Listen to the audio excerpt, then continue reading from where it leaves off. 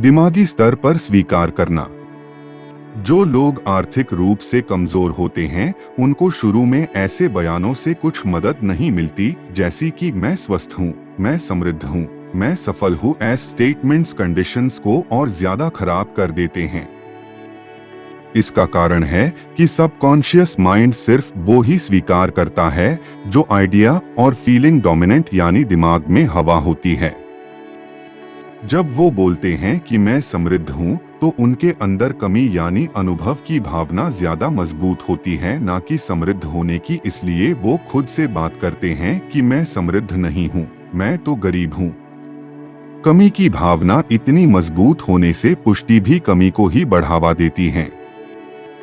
इसको दूर करने के लिए बिगिनर्स को वो अफर्म करना चाहिए जो कॉन्शियस या सबकॉन्शियस माइंड एक्सेप्ट या सहमत करें।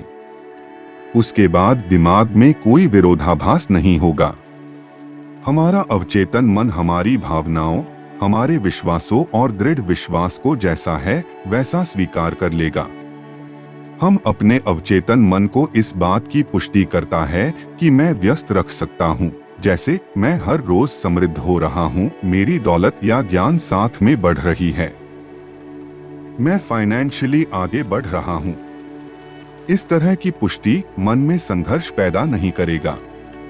उदाहरण के लिए, अगर किसी सेल्समैन के पास सिर्फ 10 रुपए है तो वो आसानी से मान सकते हैं कि उसके पास अगले दिन ज्यादा आ सकते हैं। उसके दिमाग में ऐसा कुछ नहीं आता कि वो अगले दिन भी पैसा नहीं कमा सकता। वो ऐसे बयानों में उपयोग कर सकता है, मेरी बिक्री हर दिन बढ़ रही है। उसका ये बयान मानसिक रूप से स्वीकार्य होगा, जो उसे वो परिणाम देगा जो वो चाहता है।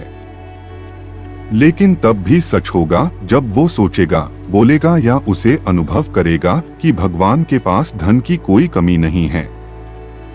इंसान 3 विचार पर काम करके बेहतरीन परिणाम पा सकते हैं, या वो हैं स्वास्थ्य, धन और सफलता।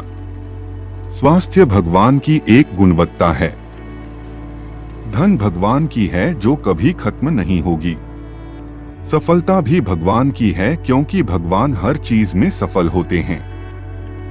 एक तरीका है जिससे अद्भुत परिणाम पाए जा सकते हैं, और वो है शीशे के आगे खड़े हो जाएं और 5 से 10 मिनट तक दोहराएं स्वास्थ्य, धन और सफलता। अफर्मेशंस जैसे मैं स्वस्थ हूँ या मैं सफल हूँ बोलने की जरूरत नहीं है, क्योंकि ये एफर्मेशन मन में भ्रम पैदा करना करती हैं। लेकिन सिर्फ स्वास्थ्य, धन या सफलता दोहराने से बहुत अच्छे परिणाम मिलते हैं। धन हमारे दिमाग में होती है, और वो इसका एक उदाहरण भी देते हैं। एक युवा लड़का था ऑस्ट्रेलिया का जो डॉक्टर बनाना चाहता था, लेकिन ना तो उसके पास पैसे या ना ही कोई डिग्री थी। अपने खर्चों के लिए वो एक डॉक्टर का कार्यालय साफ करता था, कांच साफ करता है या मरम्मत भी करता था। हर रात जब वो सोने जाता तो वो कल्पना करता था, एक वॉल पर डिप्लोमा लगा था जिसमें बोल्ड लेटर्स में उसका नाम लिखा था।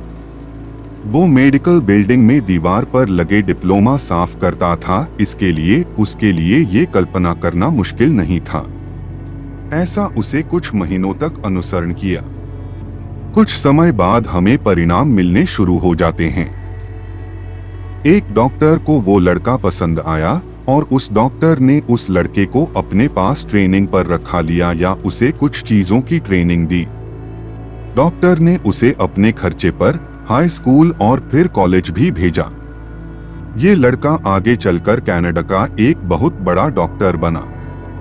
उसके दिमाग में बिल्कुल स्पष्ट छवि थी जो उसे चाहिए था।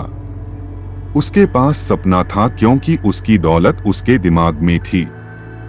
वो ऐसा सोच सकता था कि मेरे पास तो डिग्री नहीं है, पैसा नहीं है, संसाधन नहीं है, और ऐसा सोचने से उसका सपना शुरू होने से पहले ही खत्म हो जाता है।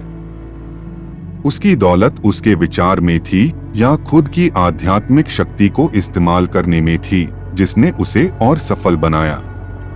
हम जो भी करते हैं वो हमारे आंतरिक विचार, भावनाएं या दृढ़ विश्वास का जवाब होता है। हमारे सारे बाहरी कार्रवाई हमारे मन के आंतरिक आंदोलनों को पालन करते हैं। अगर हमने समझा लिया कि हमारा दिमाग कैसे काम करता है, तो हमारे साथ अच्छा ही होगा। सोचना और महसूस करना हमारी नियति होती है। चेतना के ठीक से हम सब कुछ पा सकते हैं। स्वास्थ्य की चेतना हमें स्वास्थ्य देती है और धन की चेतना हमें धन देती है। अगर आप अपने दोस्तों को बताते हैं कि आप एक नया बिजनेस स्टार्ट करने वाले हो, तो हो सकता है वो आपको बहुत सारे कारण देगा कि आप कैसे विफल हो सकते हैं। वो आपके दिमाग में विफल होने का डर भी पैदा कर सकता है।